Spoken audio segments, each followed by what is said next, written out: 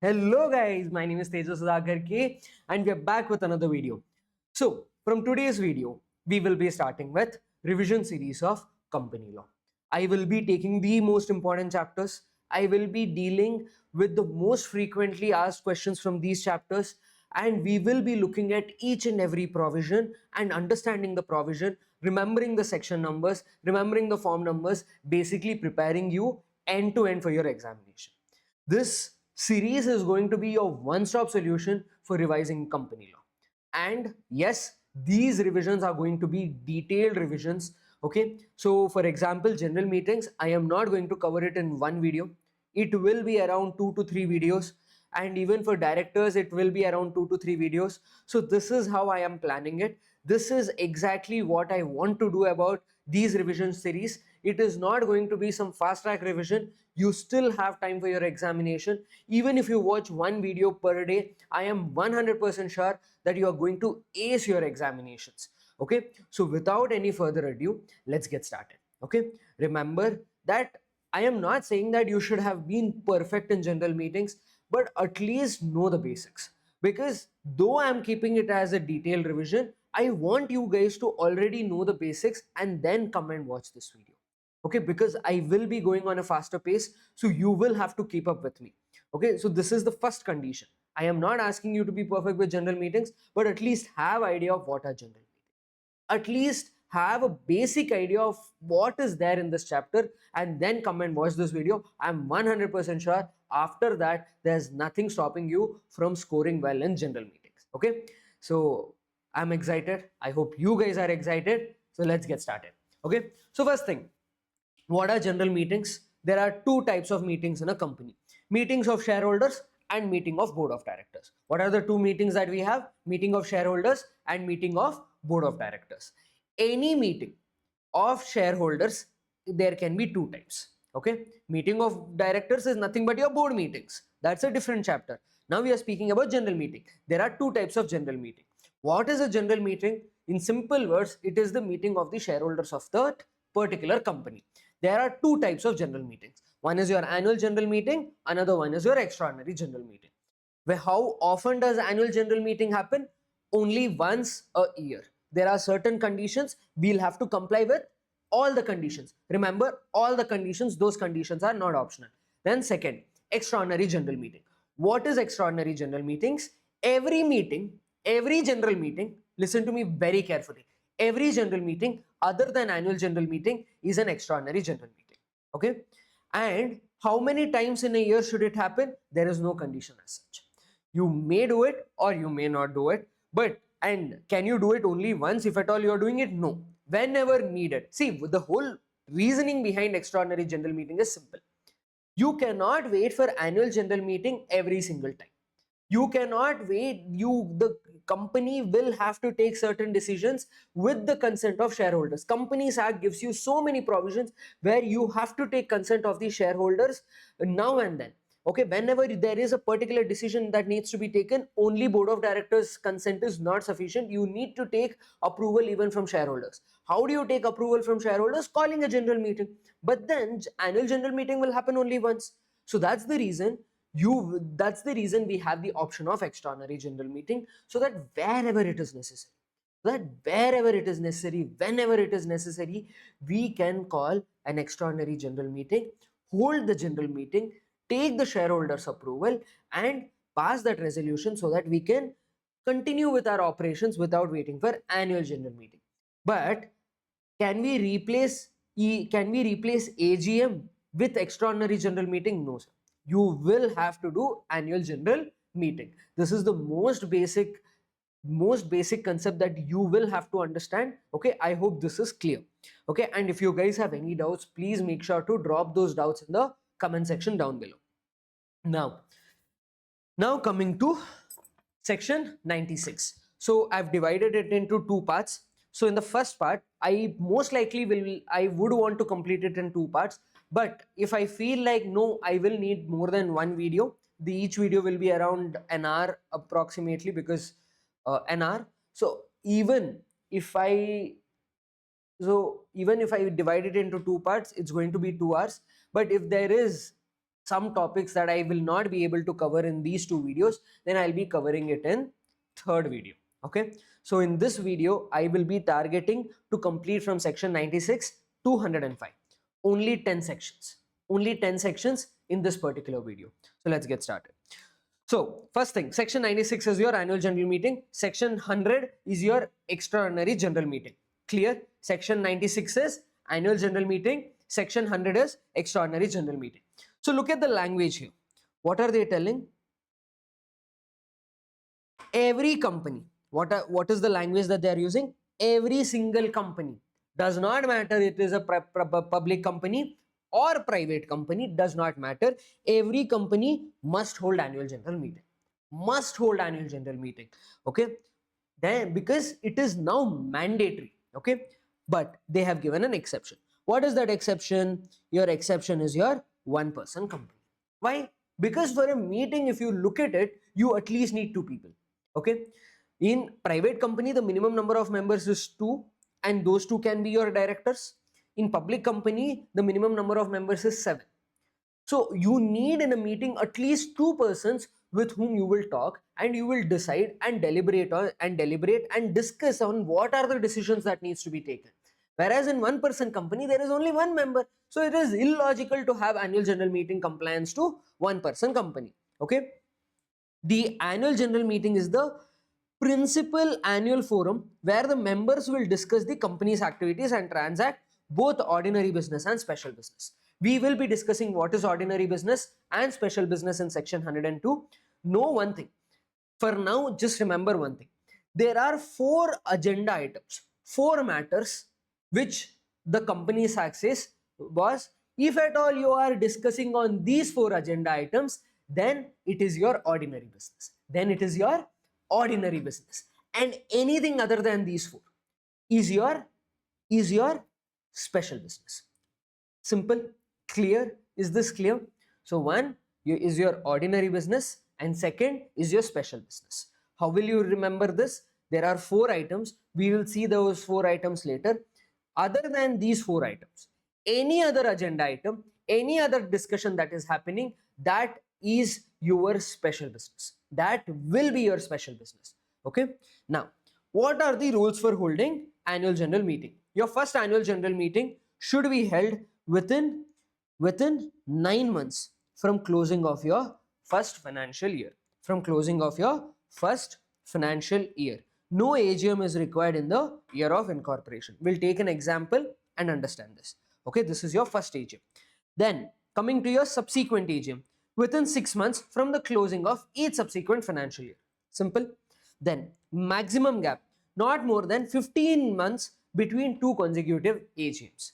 From first AGM to second AGM, the gap should not exceed more than 15 months. The gap has to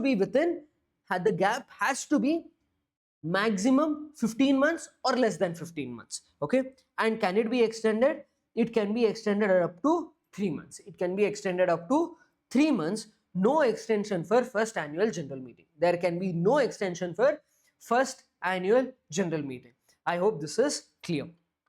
Okay, understood? First AGM and subsequent AGM, maximum gap and extension. These are the 4 conditions. Sir, should you follow all these 4 conditions? 100% yes. You have to follow all these conditions while conducting your general meeting. If at all, even if you do not follow even one single condition, then your general meeting's validity will be questioned and it can be treated as void. Okay, clear? So what are the 4 conditions for the first annual general meeting? It is within 9 months from the closing of the first annual closing of the first financial year. No AGM is required in the year of incorporation. Subsequent AGM within 6 months from the closing of each subsequent financial year, and the maximum gap shall not be more than 15 months. Okay, sorry, shall not be more than 15 months between the 2 consecutive AGMs, and extension if at all you are not able to hold your annual general meeting, let's say within 6 months. Okay, in that case you can apply to ROC. Sir, I'm not able to hold my annual general meeting for so and so reasons, and ROC can give you extension of time. How long can they give? Should they give 100 mandatorily 3 months? No. They can give 1 month extension, 15 days extension, does not matter. But their extension, so this is more or less a limit on ROC's power. This is a limit on ROC's power to give extension. You give extension. Companies Act is telling ROC, you give extension. Where you feel that it is necessary, I am allowing you to give extension. But that extension should under no circumstances be more than 3 months. Maximum extension is 3 months. Okay, I hope this is clear. And for top 100 listed entities, you must hold AGM within 5 months. Instead of 6 months, it is reduced to 5 months.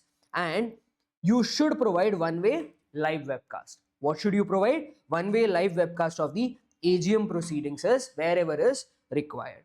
Okay, I hope this is clear. Now coming to day, time and place of AGM. Even these conditions, you should hold it during business hours. What is business hours? 9 AM to 6 PM. AGM must not be held on a day that is national holiday. Basically, AGM cannot be held on a national holiday. Then place, this is important. This is important. Place of annual general meeting is very much important. Okay.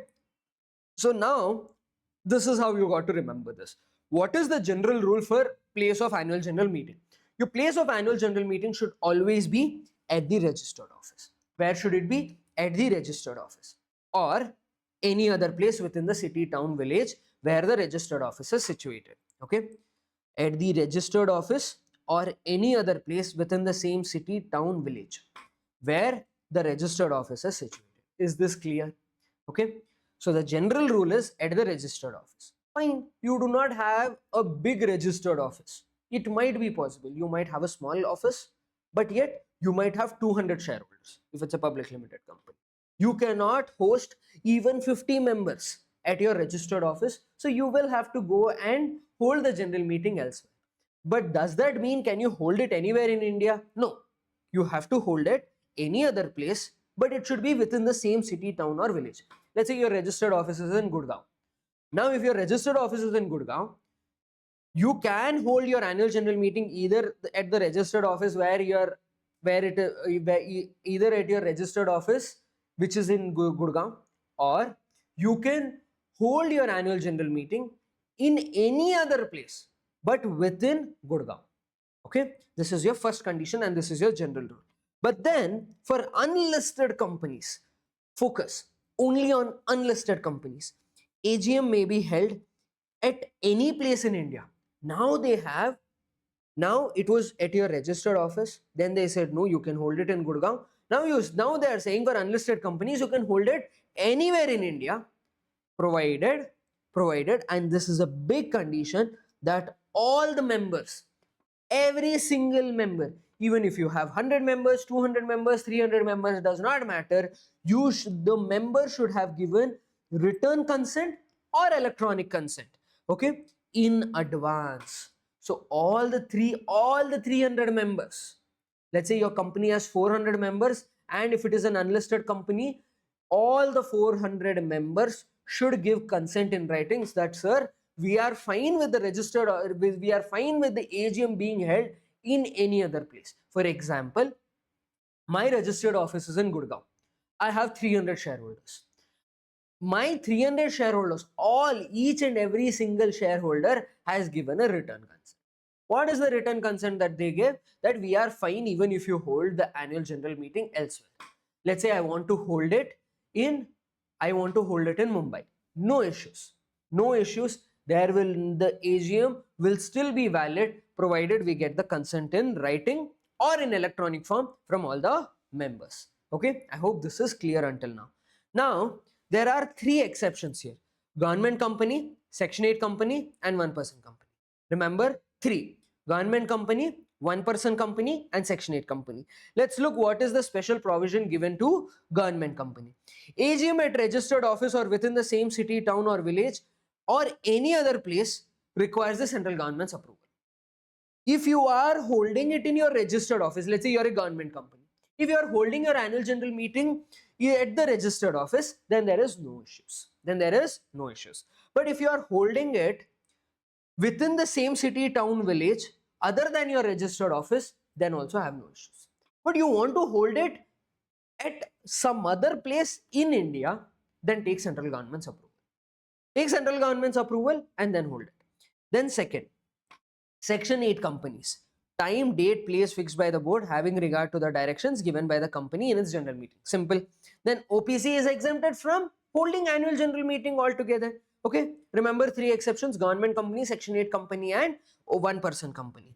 Okay. I hope this is clear. This is your Section 96. Now we spoke about ordinary business and special business. First, let's understand ordinary business. Section 102, subsection 2, clause A.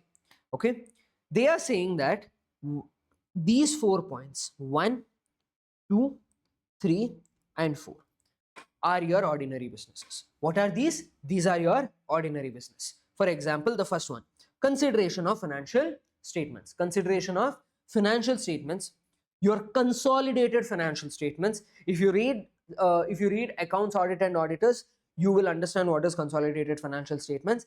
And reports of board and auditors, report of board of directors and report of auditors. You are considering your financial statements, you are considering your consolidated financial statements, you're considering the report of the board of directors, you're considering the report of the auditors. This is your first ordinary business. Second, declaration of dividend. Okay, whenever the board of directors are declaring the dividend, you need shareholders approval. For whenever you cross a certain threshold, you need shareholders approval. In that is also a ordinary business. Then appointment of directors in place of retiring. Some director is retiring, in his place you are making an appointment. This has to be ordinary business. Let's say a company has 2 members and those 2 members are your directors, Mr. A and Mr. A and Mr. B. Okay, let's say there are for example, let's say there are 5 members. Out of these 5 members, 2 are the directors, Mr. A and Mr. B. Mr. B is retiring right now. Minimum 2 directors has to be there in a private limited company. No, for that particular reason, you are appointing Mr. C as the director. Now tell me, why should this be a special business? Common sense, this has to be an ordinary business. Okay, and then appointment of auditors and fixing of their remuneration. Appointment of auditors and fixing of their remuneration. Okay, these are the 4 ordinary businesses. Other than these 4 ordinary businesses, everything else is your special business. Sir, why classify? Sir, so are you saying that special business should not be dealt in annual general meeting? No, there is no condition like that. There is no provision like that. Even special business can be dealt in annual general meeting. And is it required that all the 4 ordinary businesses should be dealt in annual general meeting? Even that is not mandatory. But then in annual general meeting, the first point, this point, consideration of financial statements, this will happen in every single annual general meeting, because you are preparing your financial statements every single year, right? And you're presenting it to the shareholders, and that is an obligation on the company to present the financial statements to the shareholders. Which provision is telling? Go and read accounts and auditors, you will understand.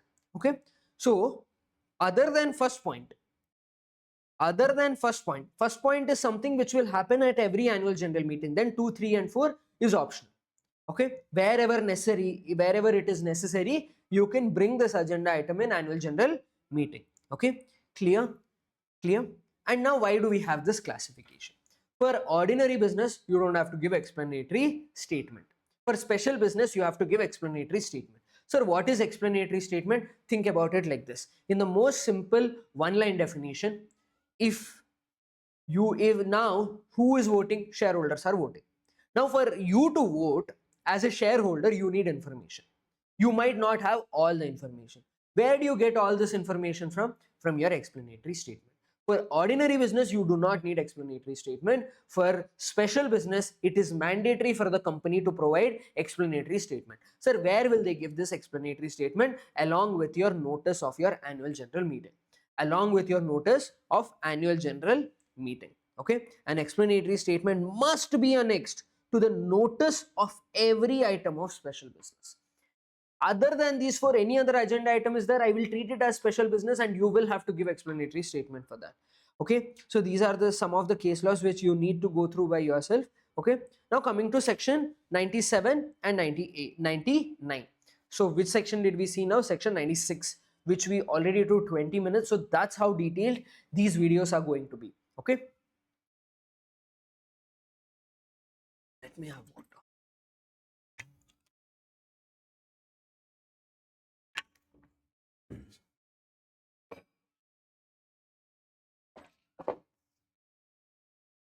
Now, section 97, power of tribunal to call annual general meeting.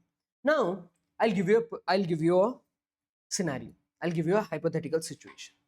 Now, let's say there is a private limited company called as AB Private Limited Company. Okay. In this, two shareholders are there, Mr. A and Mr. B. Fine. And Mr. A and B are the directors. Now let's say Mr. B is there. Now Mr. B fell sick. Okay. Let's say he's in coma. He's not dead. He is not dead. He is in coma. Okay. He's merely in coma right now. He's still alive. So I will still consider his directorship, by the way. Okay. So I am meeting the minimum 2 directors criteria. Okay. And these are the only 2 shareholders. Now Mr. A is thinking, fine, I have to hold annual general meeting this time. Mr. B is in coma. The quorum for annual general meeting is minimum 2 for a private limited company. Do I have the quorum? No, I do not have the quorum. What is quorum? How many people should actually attend your general meeting? How many shareholders should be physically present to constitute it as a valid annual general meeting? Now, Mr. A is thinking this. So that is where he uses section 97. Uses section 97, makes an application to tribunal. See, sir, I am ready to hold my annual general meeting. My other director is also alive, but he's in coma and he's not in a position to come and sit in the annual general meeting. Now, technically, I'm the only quorum, sir. I do not have enough quorum. Now, give me appropriate directions for me to hold annual general meeting. Now, tell me one thing. What should the NCLT do now? National Company Law Tribunal. They should give you those directions which will allow you to hold annual general meeting even if you do not have quorum. So in this particular case, for example, and this is just one example I'm giving. So in this case, even if you do not have quorum, even if you are one single shareholder and you hold an annual general meeting, that annual general meeting will be considered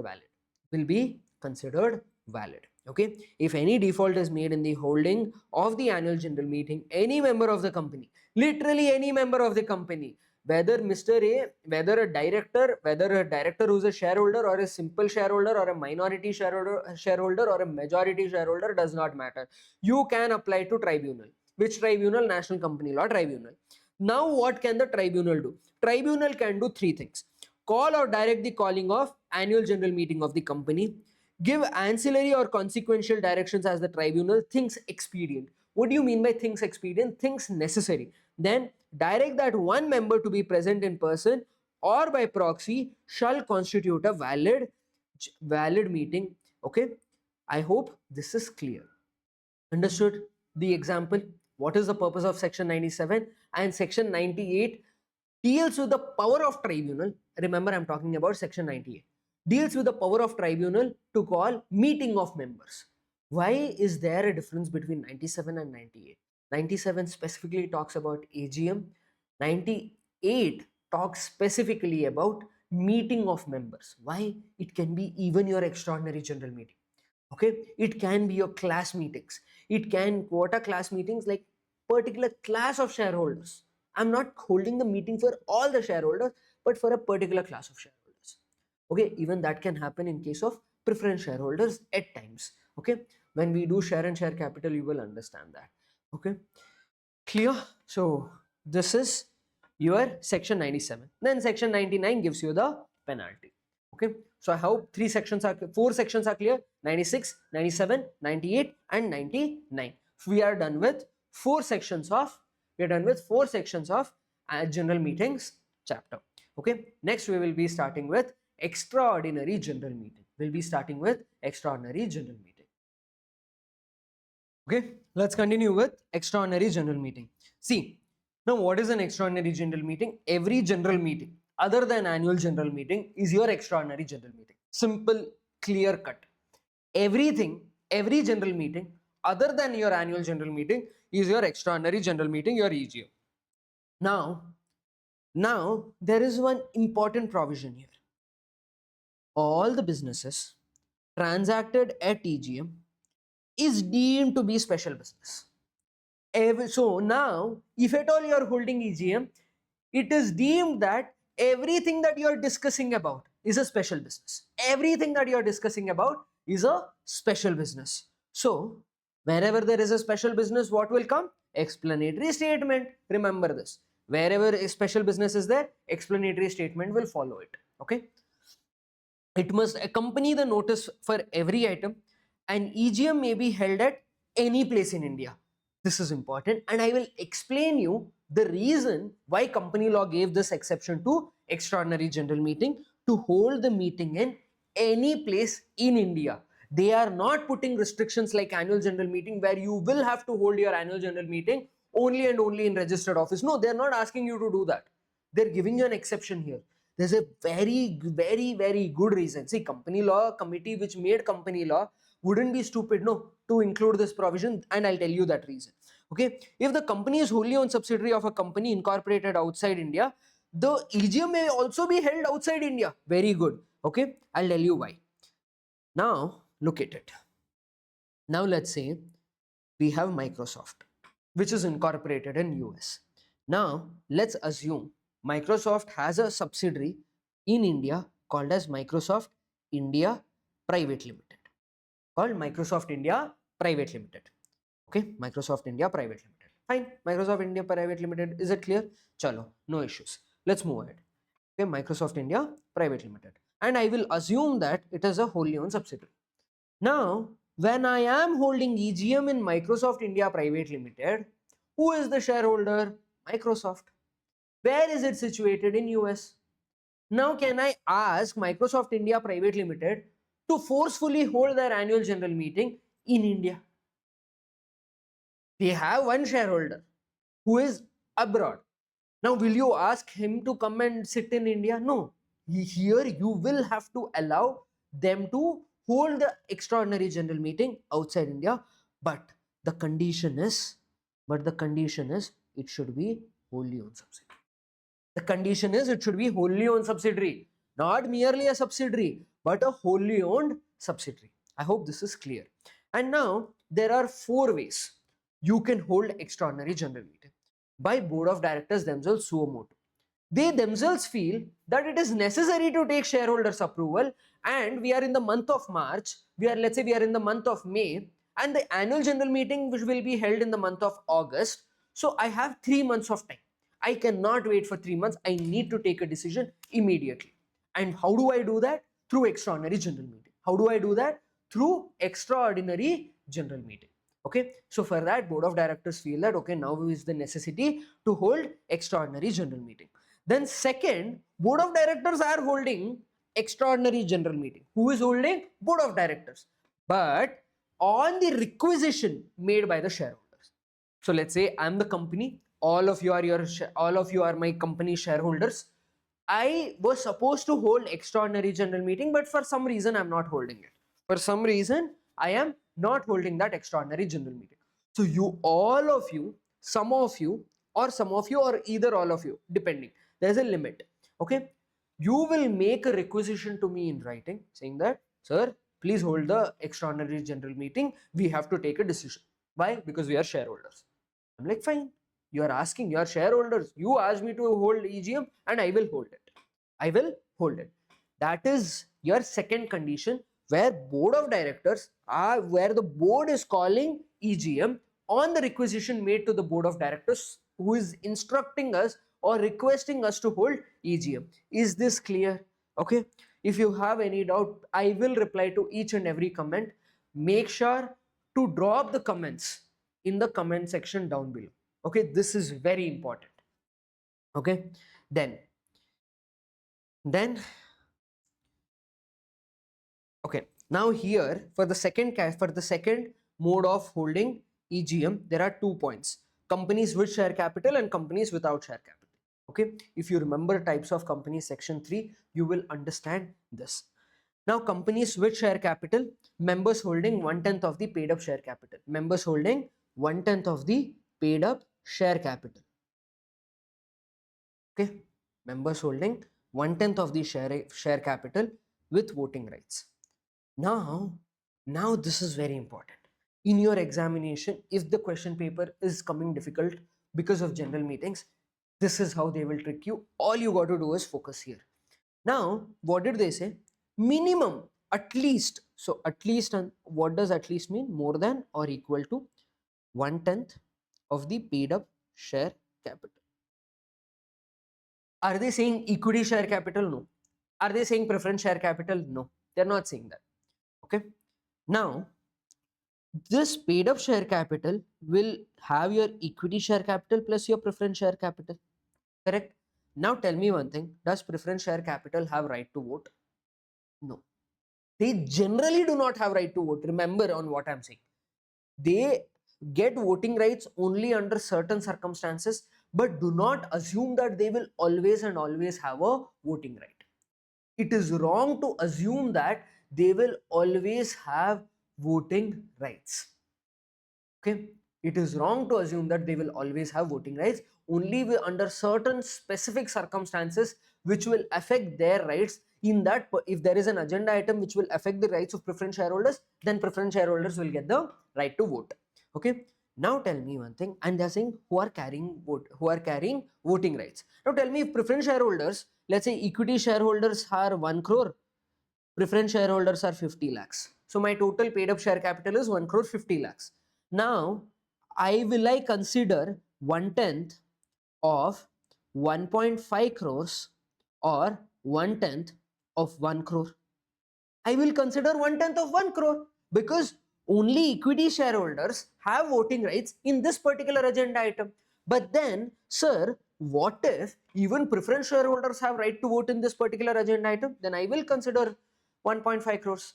Okay, understood how the calculation works? And the same thing happens with companies without share capital. Here we will not be looking at share capital, we will be looking at total voting power. Whichever member is having voting power, I will combine all the voting power and take 1/10 of it. That's it. Okay. So now here this timeline is very much important.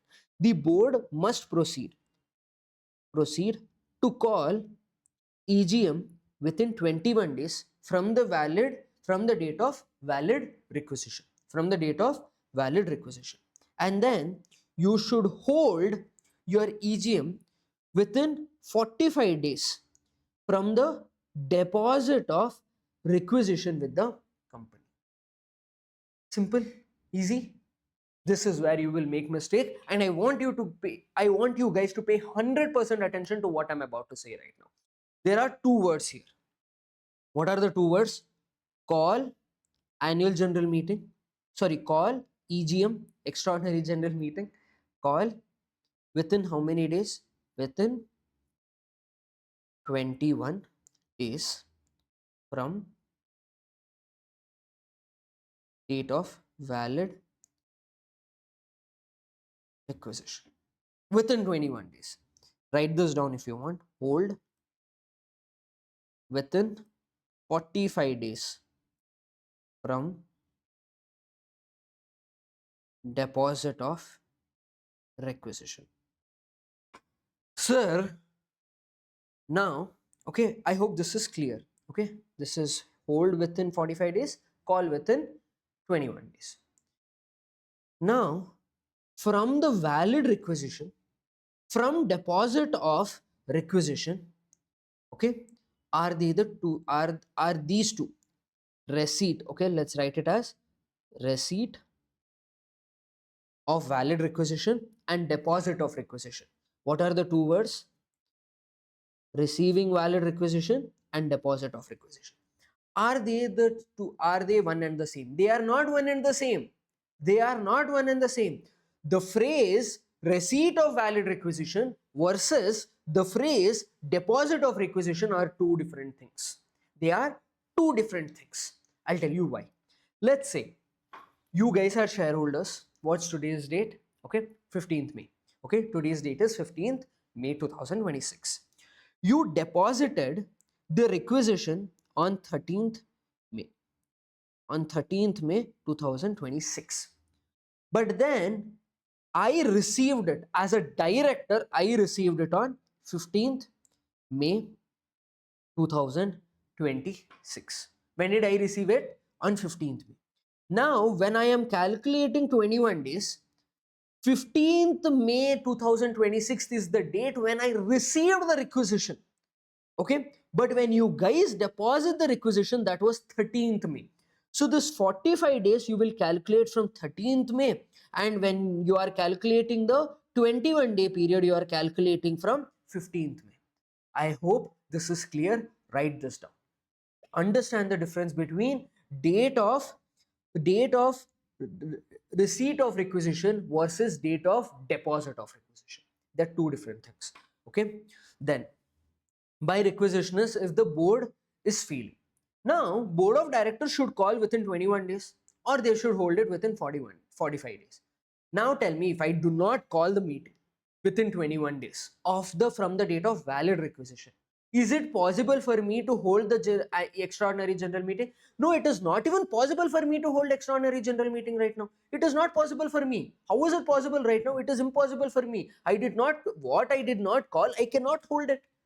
Now, does that mean if this is the case, you guys make a requisition, I decide whether to call the meeting or not, then what is the point? What is the point of it? See, the general rule is only one person has the authority to call a general meeting. Who is having the authority to call general meeting? The directors of the company are having the authority to call the general meeting, and literally no one else has the authority to call the general meeting. Only the directors have the authority to call the general meeting. That is the reason this provision is there. But then, if I am not calling, your right as a shareholder should also not be violated. That is the reason the third point is given, where you as a shareholder can go and hold the extraordinary general meeting, and whatever expenses you are incurring, you can get it reimbursed from me. As a director, as a company, I will reimburse your expenses. Okay, as a company, I will reimburse your expenses. This is your third mode. If the board of directors does not within 21 days from the date of requisition of the receipt of the valid requisition, if they do not proceed to call for a meeting, the requisitionist, whoever were the requisitionist, they themselves may call and hold EGM. Such meeting must be held. Now, even it's not like, okay, I did not call annual general meeting. I agree, I made a mistake.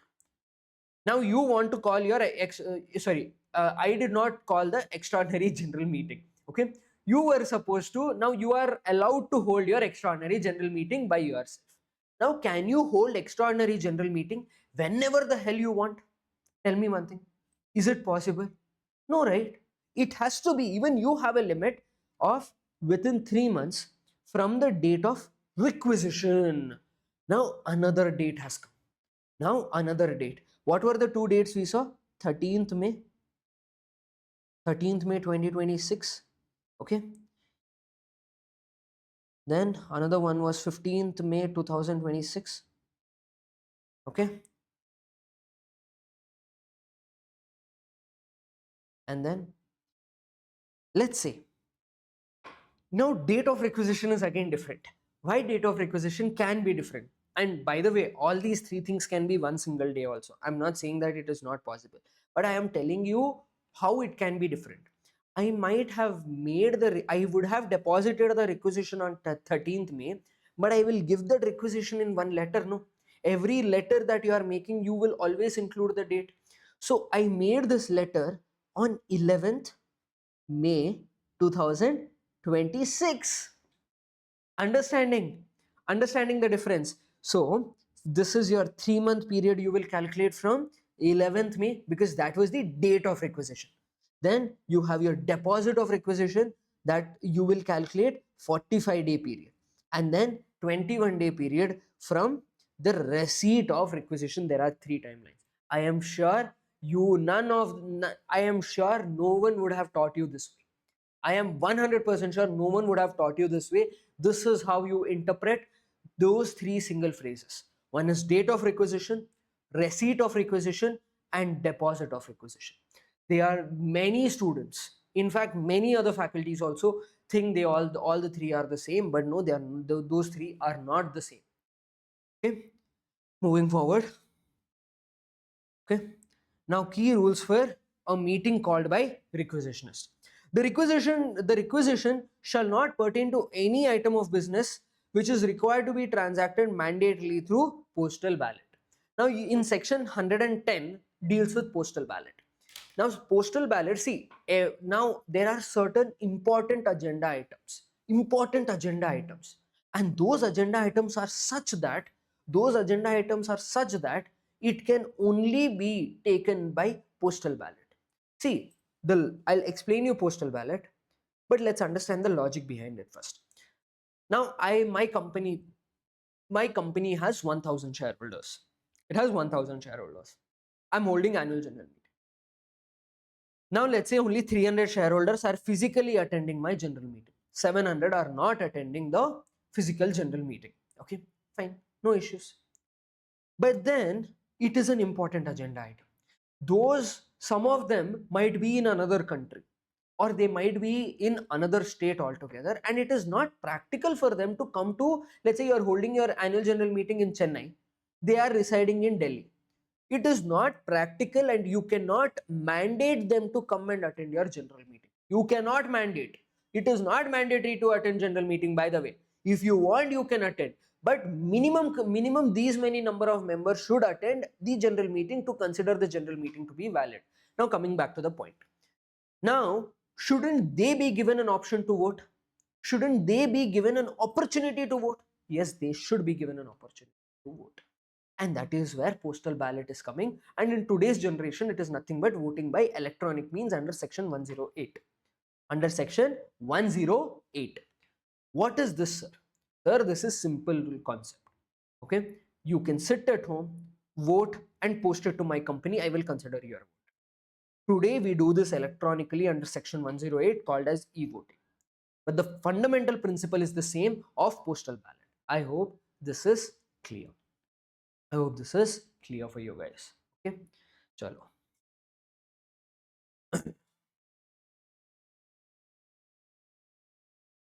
Then no explanatory statement is required. If requisitionists themselves are holding extraordinary general meeting, then there is no explanatory statement required. Notice to be served to the members whose name appear in the register within 3 days of depositing the valid requisition. Notice of the, now you deposited the valid requisition. Okay, within 3 days, you will have to serve the notice to the members. Notice of the meeting shall be given by speed post, registered post, or through electronic means. Meeting to be held at the registered office or within the same city, town, or village, not on a national holiday. And then reimbursement of expenses. And when the requisitionists themselves are holding EGM, if quorum is not present within 30 minutes, that is within half an hour, the meeting stands cancelled. In all the other scenarios, when we read section 103, you will see that when we will come to section 103, you will see that when the quorum is not present within 30 minutes, what will happen? When the quorum is not present within 30 minutes, your meeting will be adjourned. It will not be cancelled. But when the requisitionists themselves are holding extraordinary general meeting and they are not able to manage to bring the minimum required quorum, okay, then your meeting will stand cancelled. There is no concept of postponement or adjournment. Adjournment is nothing but postponement. It generally gets, let's say I'm holding my annual general meeting on Thursday this week, okay, or extraordinary general meeting this week on Thursday. It will be adjourned to the same day next week. That is, it will be adjourned to the Thursday of the next week. Clear? Understanding? In extraordinary general meeting, it will be adjourned.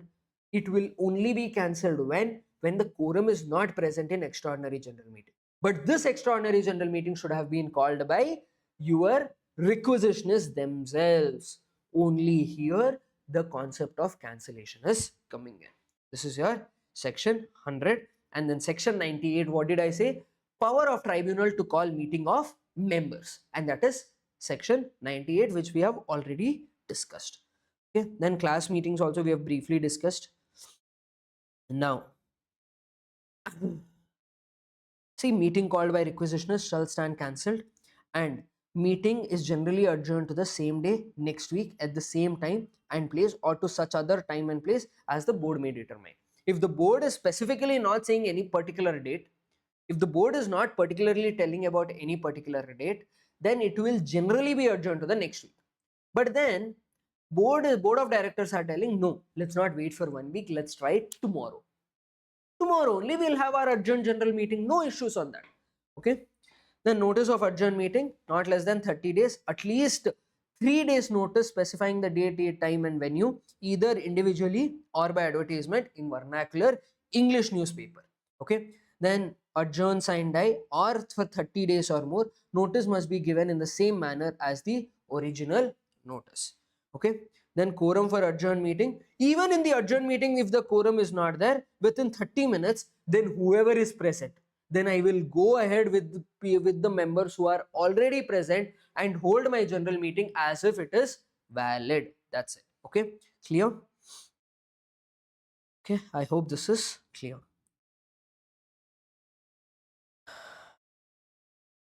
Now coming to types of resolution, section 114.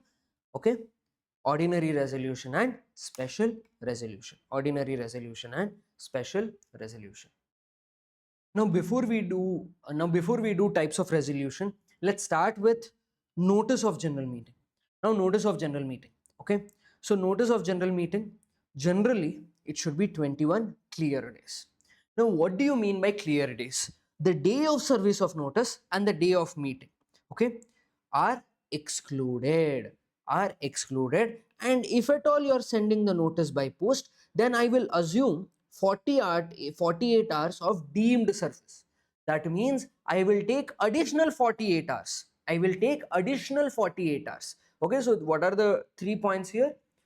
21 clear days. Clear days means two things. One is your day of service of notice and day of meeting is excluded. And then whenever you are sending the notice by post, then 48 hours for deemed service. Then section 8 company, 14 clear days instead of 21 days. The same concept, but instead of 21 days, we are only taking 14 clear days. And shorter notice, it is permissible with return consent of at least 95% of the members who are entitled to vote. So if you have 100 members, at least 95 members have to give a consent in writing stating that they are fine with a shorter notice of general meeting. They are fine with shorter notice of general meeting. Okay.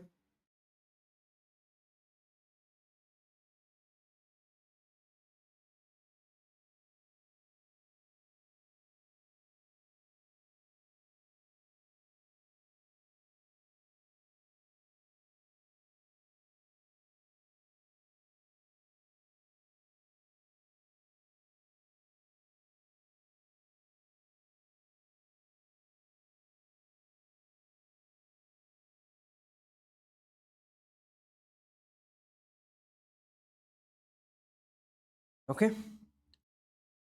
Now you have to calculate the 21-day period. Okay. The date of service and the day of meeting is excluded if sent by post. Deemed service after 48 hours, those 2 days are also excluded. Then intervening holidays are counted. Each of the 21 days must be full calendar days. Full calendar days. Fractions of days are not counted.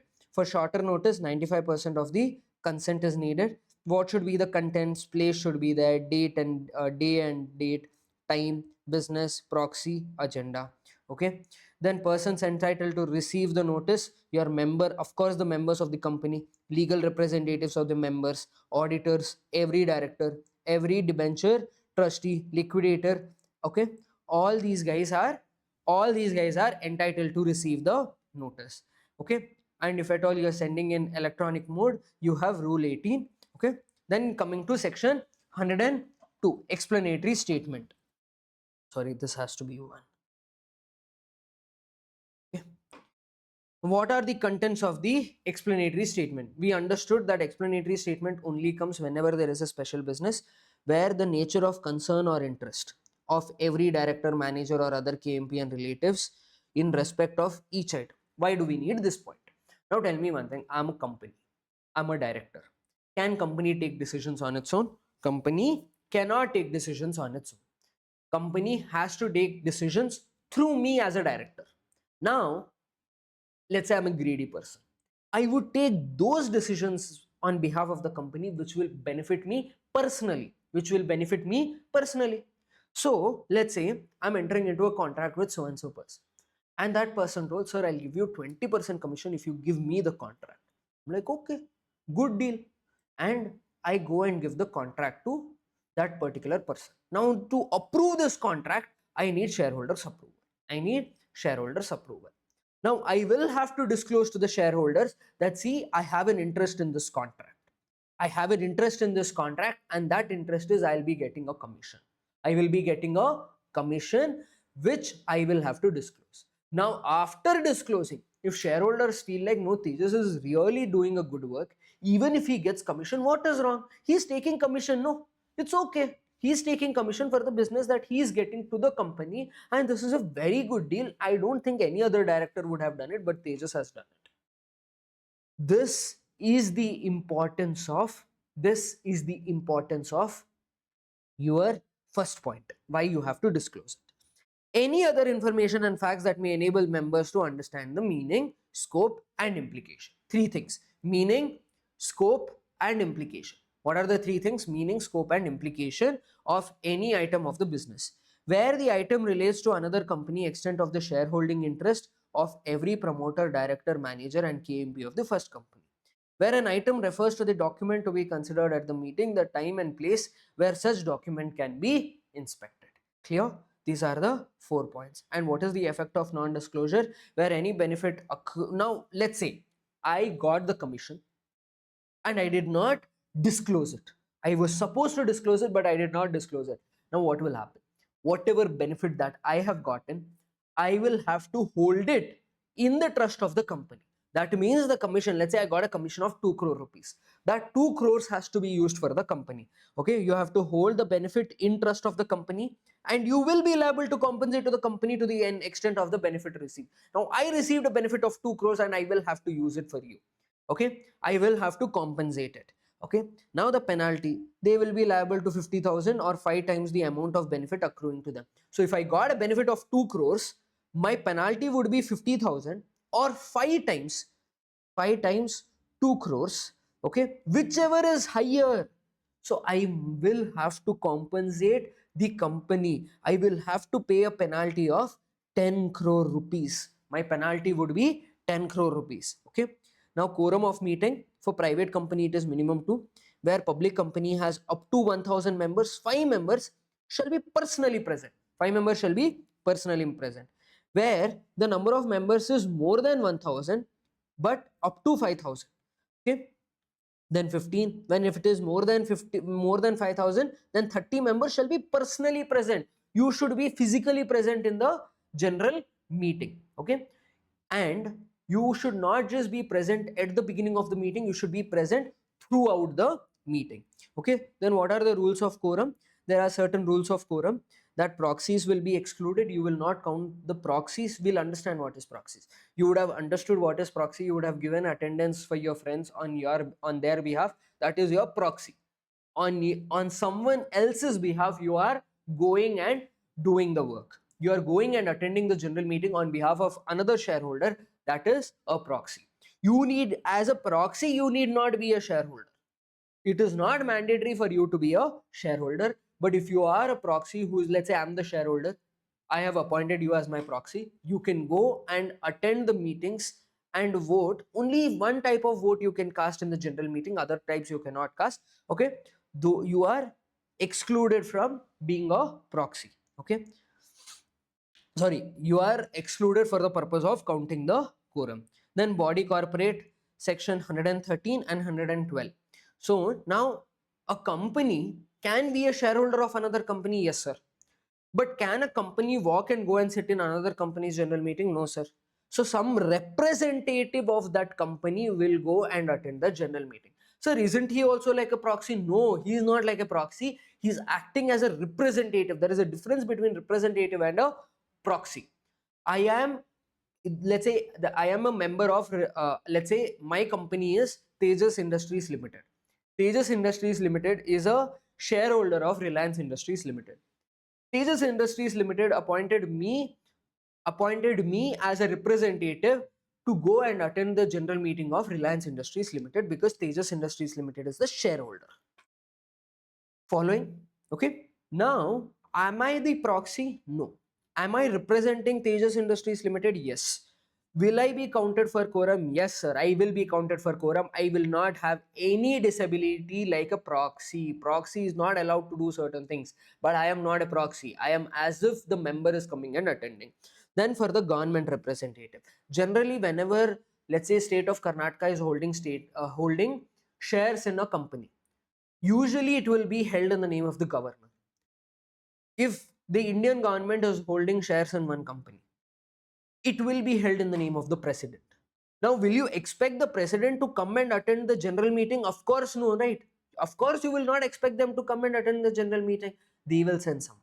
And that is section 112. Okay.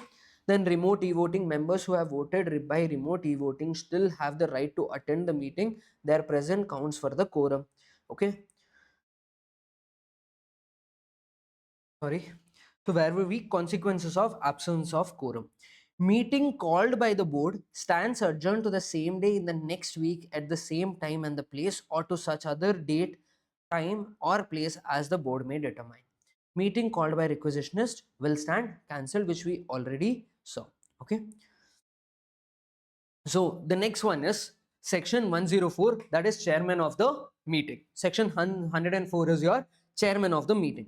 Unless the articles of the company otherwise provide, the members shall be personally present at the meeting and shall elect one of themselves to be the chairman of the meeting by show of hands. Okay, one of them to be the chairman of the meeting by show of hands. So what are they saying? Unless the articles of the company otherwise provide, so let's understand the general rule. The general rule is from here till here. Show of voting by show of hands happens under section 107. Just remember this. Okay. The members who are personally present at the meeting shall elect one of themselves to be the chairman. Shall elect one of themselves to be the chairman of the meeting. Shall elect one of themselves to be the chairman of the meeting. Is this clear? Okay. But articles of the company is naming Mr. Sai Kumar as chairman of the meeting. Then Mr. Sai Kumar will be the chairman of the meeting. Then what is the procedure for electing the chairman? If a poll is demanded on the election of the chairman, it shall be taken forthwith. The chairman elected on show of hands shall continue to be the chairman until another person is elected as the result of poll. Okay. Then you have your role and duties of the chairman, which is simple, which you guys can go through. Now proxy. Okay. Now coming to proxy. Now proxy. Section 105. A proxy is a person who is appointed by a member. Okay, they are saying proxy is a person who is appointed by a member to attend and vote at the meeting of the member's behalf. On the behalf of the member, another person is going and attending the general meeting. The proxy also refers to instrument form of appointment. So you have to give the company something called as proxy form. Let's say I am the shareholder. I will have to deposit to the company a form called as proxy form. A form called as proxy form. Now, what is this proxy form? This proxy form is simple. I am telling that Mr. B will be my proxy for the upcoming general meeting. That's it. That's it. I'm just informing. It is my right. It is my right to appoint a proxy. A member who is entitled to, but then I should be a member who is entitled to attend the general meeting and I should be entitled to vote. Two conditions. I should be entitled to attend the general meeting and I should be entitled to vote.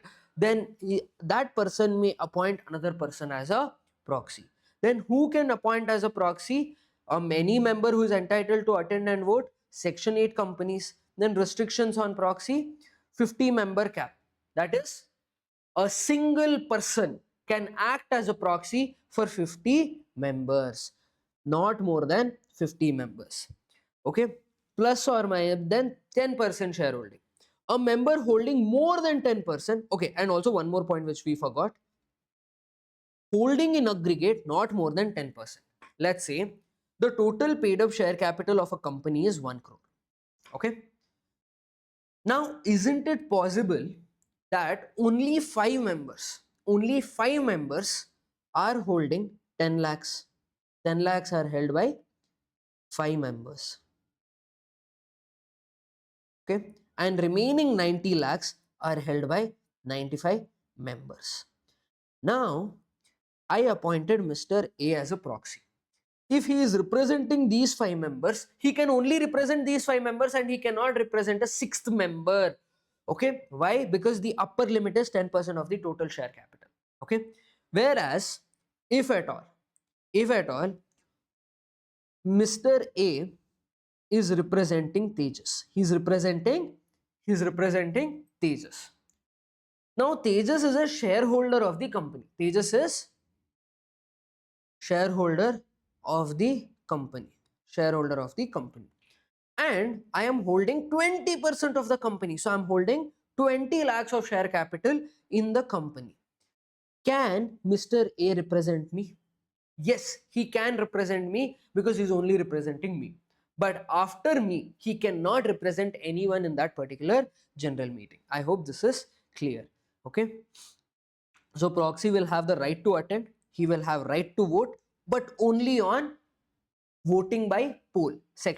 Under section 109. Okay.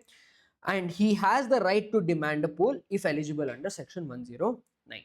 So there are different modes of voting. Section 107 is voting by show of hands. 108 is your electronic mode, voting by electronic means. Section 109 is your voting by poll, and section 110 is your postal ballot. Okay, so if at all you are as a proxy, Mr. A will only be allowed to vote under section 109. He will not be allowed to vote by show of hands. He will not be entitled to electronic voting. If electronic voting he had to do, I can do it by myself. Why to appoint a proxy? And the same thing goes with postal ballot. Okay. Then disabilities. He cannot speak at the meeting. He cannot ask questions at the meeting. He cannot have this right of mine. But let's say Tejas himself went and attended the general meeting. Yes. In that particular case, Tejas will have a right to speak. Then proxy cannot vote on show of hands. Proxy cannot vote on show of hands. Proxy is not counted for the purposes of quorum. Okay.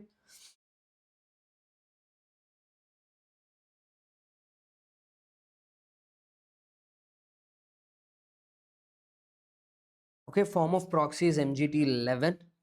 If the appointer is a body corporate, it must be under the seal or signed by the officer or attorney who is duly authorized. Okay, this is merely the procedural part. Okay, then records. This proxy has to be a register of proxy that needs to be maintained, which needs to be recorded chronologically, and it will be allowed to be inspected. Okay, that is it. Okay, so this is your first part of your